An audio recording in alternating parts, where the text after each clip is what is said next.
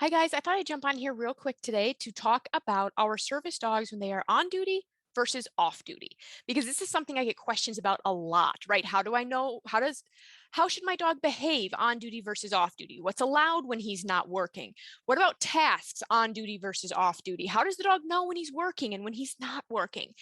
These are questions that we get a lot.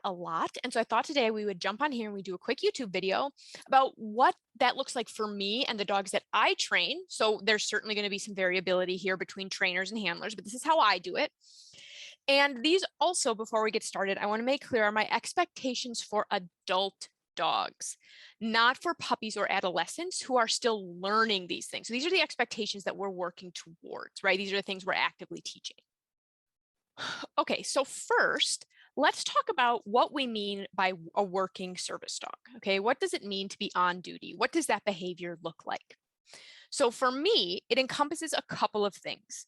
Primarily, it encompasses what the heeling behavior looks like and what some default behaviors look like. So what I mean by that is when my dog is working, in quotes, he should be in heel position. That heel position is a very specific place in relation to my body.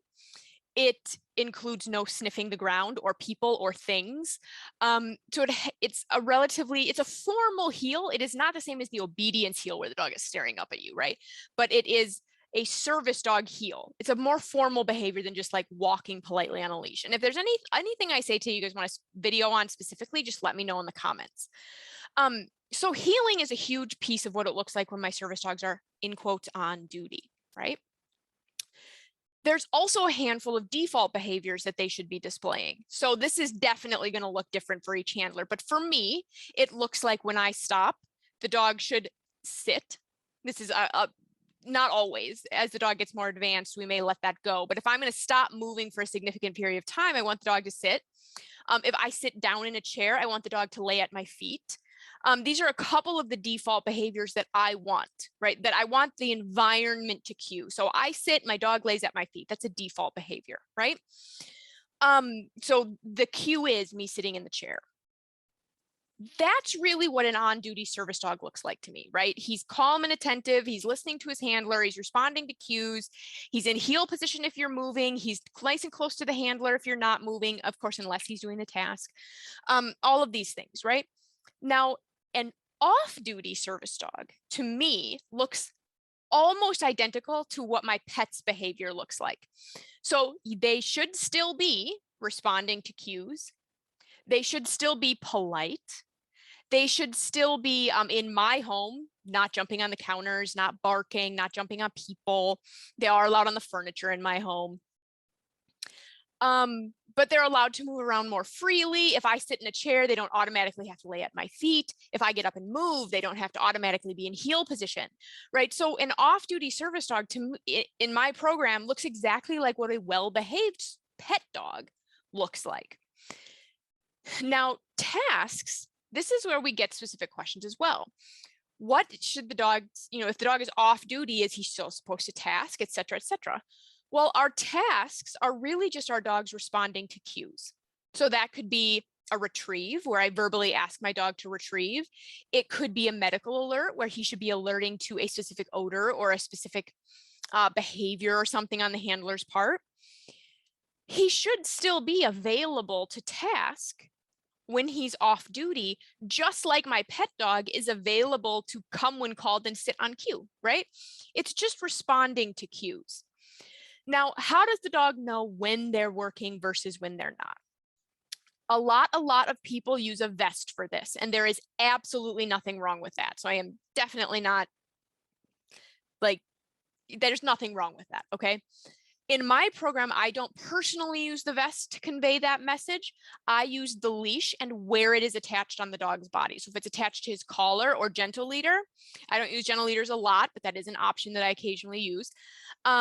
If it's on his gentle leader or his collar, then that would signify to him that he is in quotes working and he should stay in heel position. He should ignore people. He should do all of that stuff. If he is not wearing a leash, or if that leash is attached to a Y front harness, then he should still be polite on leash, right? But he doesn't have to heel. He should still be polite if I sit down in a chair, but he doesn't have to lay right at my feet. He's free to smell things. He's free to greet people. And in either case, he should still be available to task. So I think about this a lot like a doctor, right? So doctors go to work, nurses go to work, maybe in a healthcare profession, they go to work and they have a uniform, right? They put on their jacket, or they put on a specific type of clothing, or they have a specific, they have specific things that they put on. They go to work and now they're working. So they are going to perhaps speak a little differently. They're going to talk about different things with people, right? They're probably not going to bring up the same topics they do with their patients that they do with their friends when they're not working. Their demeanor is going to be a little different, right? It's going to be more professional or something. When that doctor or nurse or healthcare professional takes off that uniform, takes off that lab coat and goes home, they are still a doctor. They are still a nurse. They are still a healthcare professional. And if they see somebody in distress, they are still going to step in and help. However, unless that happens, they're probably a lot more relaxed, right? Their demeanor changes. The way that they speak or the types of things they talk about probably changes. But they are still grown adults who have, accountability and have to follow the laws of society and things like that. So just because the doctor isn't working doesn't mean that they get to go around breaking the law all the time, right? So when a service dog is working, we're working towards teaching them to be what everybody calls professional, right? And that is definitely a label. To me, that includes that healing behavior we talked about, those default behaviors we talked about. And when the dog is not working, he should still be calm, polite, responsive to cues, and he should be available to task. Now, what I forgot to mention, oh no, I did mention, right? So when it's on their collar, that cues to the dog that they're working. And if the leash is attached to their harness or it's not attached to their body, then that cues to them that they are not working. Now, there's nothing wrong with using a vest. This is what works for me and the dogs that I train. I find it to be a little bit easier for the dogs to learn. So those are my thoughts on duty versus off duty behavior. If there's anything you'd like me to cover in its own video about any of this stuff, put it in the comments below. If you have any questions about this, the best place for that is going to be in our free Facebook group, Train Your Service Dog with Confidence. And if you like this video, if you found it helpful, make sure you hit that like button and to share it anywhere that other owner trainers might find it helpful. And like I said, let me know if there's anything specific that I talked about here that you would like me to talk about more in depth, and I can see about making a video on that. Throw it in the comments below. See you guys later.